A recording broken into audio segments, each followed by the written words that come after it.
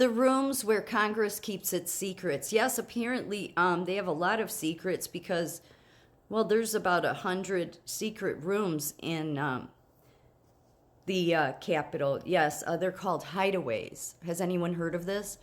I guess to us, the American public, they would be referred to as skiffs. You know, when they come on the news and say, well, the information the FBI is giving us is so classified, we have to go into a skiff to see it.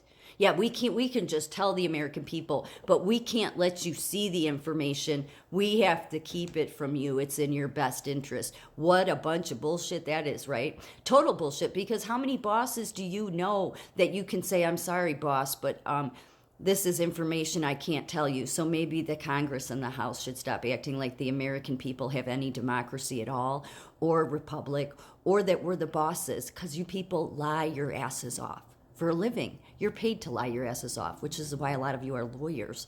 Yeah, the few that are there, I don't know. I don't know. Yeah, there's 100 hideaways. So it's more than just skiffs. Let me tell you about them. This is why there was all the controversy when they threw Nancy Pelosi out, because she was given a long time ago, because of her seniority, a special secret office. The United States Senate's hideaways are about 100 secret offices in the U.S. Capitol being used by members of the Senate and by a few senior members of the U.S. House of Representatives.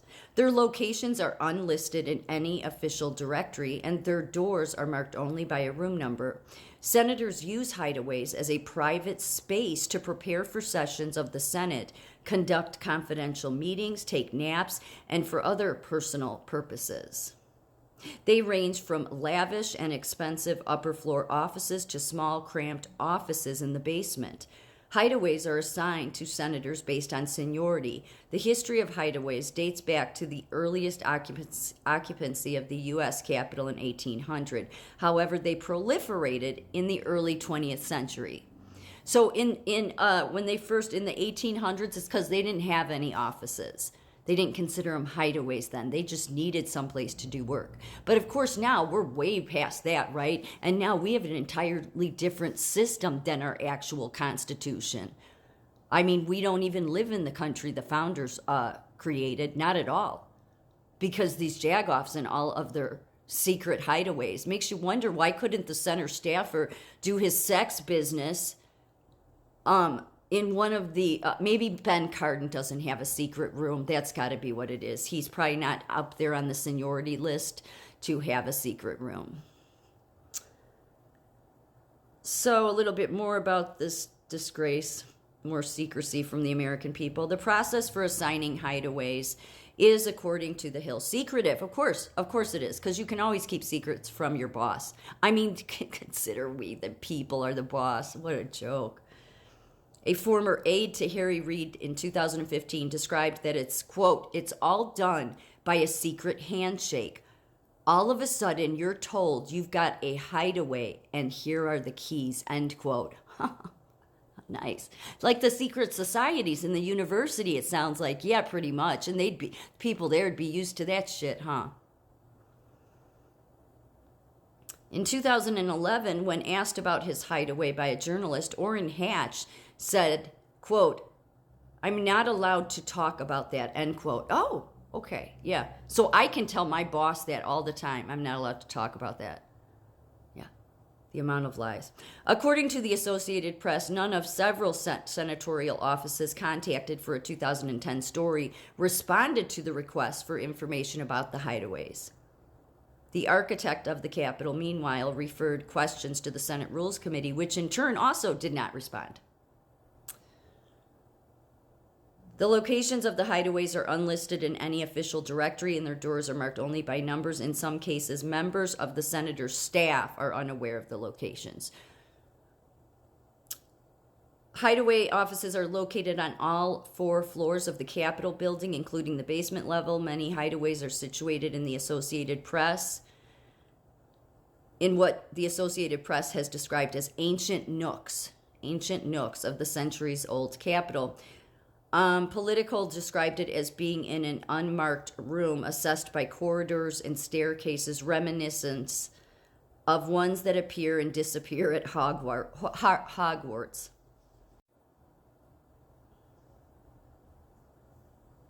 And they've renovated. That's the same picture, renovated, but this was 2012 when in the bowels of the Capitol. So fitting, isn't it? Secret rooms for everyone. How nice. So, reminiscent of the ones that appear and disappear at Hogwarts. Yeah. By the end of the 20th century, there were about 75 hideaways, but in 2010, the number of hideaways was increased to 100 to accommodate all senators who wished to have one. After basement space opened up from the relocation of a Capitol Police office into the newly opened Capitol Visitor Center. Hideaways are assigned by Senate Rules Committee based on seniority. As I said, the offices assigned to the most senior senators often are lush and expansive, yes. The third floor Kennedy Hideaway, so called as it was long occupied by Senator Edward Kennedy. He was always a jagoff. He just was. He was, letting that woman die and him getting off all because he was a Kennedy. Is considered the most luxurious hideaway to occupy, and according to The Hill, is the pinnacle of insider prestige. Oh, yeah, it sure is. I'll show you a picture. The unusually large space features a fireplace, arched ceilings, and a sweeping view of the National Mall. It's an upscale club room. Well, that would be so fitting for all those people there that are in that came from those kind of luxurious situations in the universities where they have their dark, twisted secret societies. Scroll and Key, Skull and Bones, Book and Snake, take your pick. There's like over 100 everywhere. And then they go there and they have all their little secret stuff going on too. Jagoffs.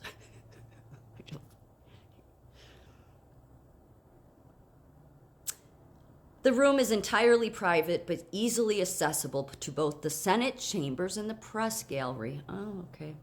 By contrast, many junior senators have windowless hideaways in the basement of the Capitol, some not more than 300 square feet.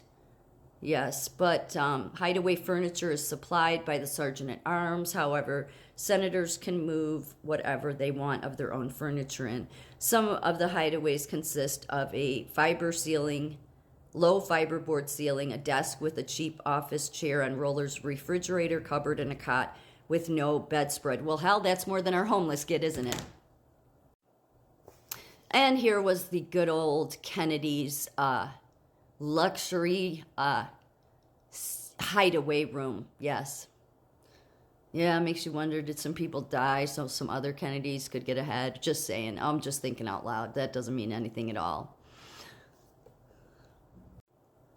And as you can see there in the middle is the good old, good old Edward Kennedy. Let a woman drown. Got out of it. That was back in the 60s. I'm just ranting. I never liked him. Never liked him. He was there forever, all tight with the Clintons.